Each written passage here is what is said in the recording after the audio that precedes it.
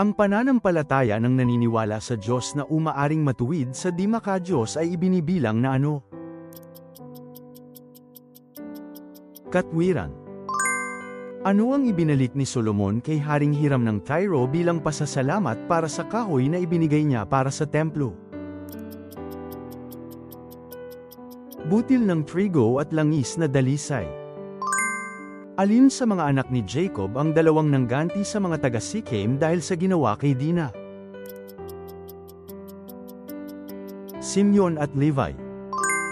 Saan nakasulat ang pagsisisi ni Pablo, ang kanyang pagbalik loob, sa mga gawa ng apostol?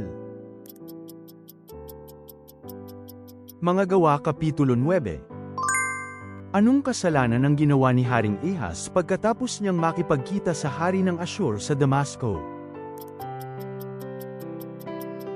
Ginawa niyang katulad ang altar ng mga taga-ibang bansa at pinalitan ang altar sa templo.